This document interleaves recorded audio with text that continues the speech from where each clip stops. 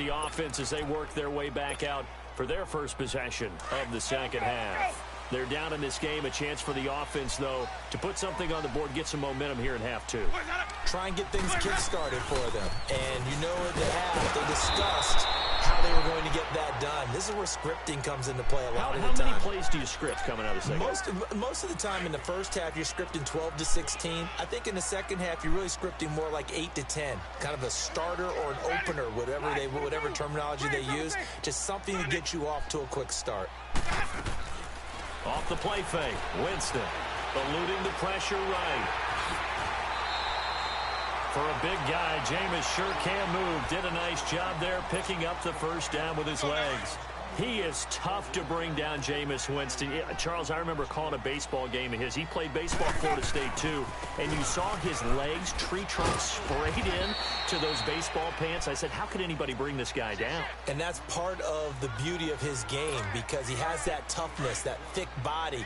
He may not beat you sprinting, but he's real sharp with his mind, and he knows how to get away from people.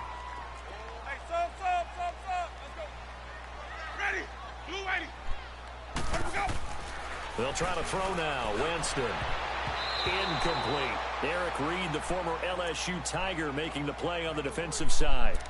This has been a really nice day for the defense. They've made it so difficult to find open receivers because they're able to squeeze the passing lanes down. A lot of what they're doing is communicating. Receivers in one area, receivers in another area. They're almost what they call passing them off from one defender to the next, even in zone defenses, and making it very hard to find an open spot for the quarterback to deliver the ball. Got his target, Samuel. And they've got it well across midfield down to the 40 before it's all said and done. It's a gain of 20 and picking up the first.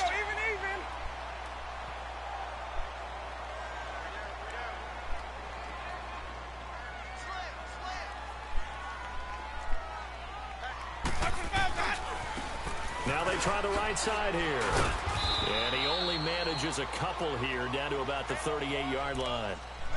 I have to think a major focus of the halftime meetings had to be figuring out how to create space for the running game to get operating. Well, what you pointed out to me at half seems accurate. That line has struggled to sustain blocks. Yeah, I would agree with that totally. They've got to focus on staying on their double teams at the first level, make sure that block's secured before they slide off and try and chip someone. It's caught at the 10. And he's brought down, but not before he reaches the 8-yard line. Give him 30 yards there. The chain gang hustling to catch up. Here's first and goal from just inside the 10.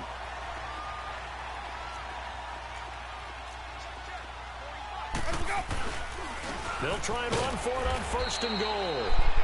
And he'll be stopped just outside the 5 at the 6.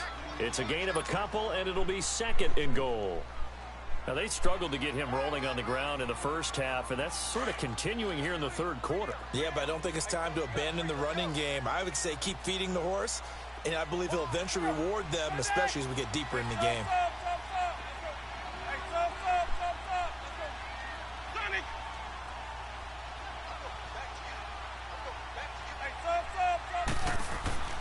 Now Jameis on second down.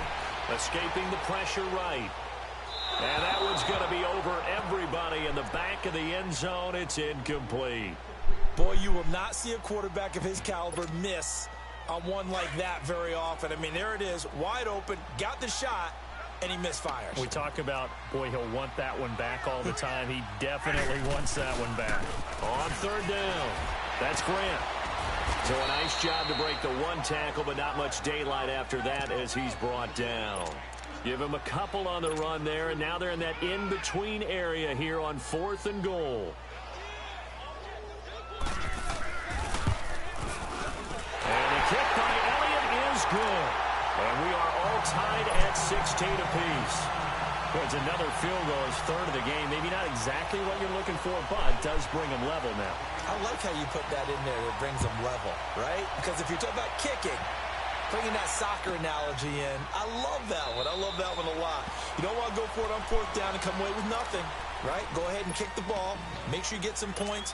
Even if it's a safe call, I think it's the right call. Now the Chargers offensive unit ready to see what they can do here. And for them, a touchdown their last go-around. Obviously, they'll be hoping to do that again. And when you start plotting for this drive, when you start thinking to yourself, okay, what are we going to do? You don't go away from what you did before because that worked, but you have to be prepared for wrinkles and counters because you know they'll make some adjustments. They run it here with Gordon. And he's taken down, but able to slip across the 35.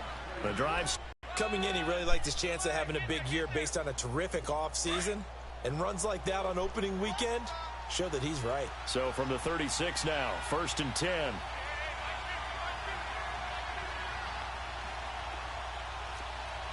Watch him now, Barney! Leopard! Now a play fake here on 1st down. And it pops free.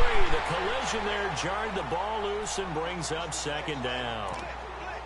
That's very well timed there defensively because it's not a bad throw, but the collision came at the exact time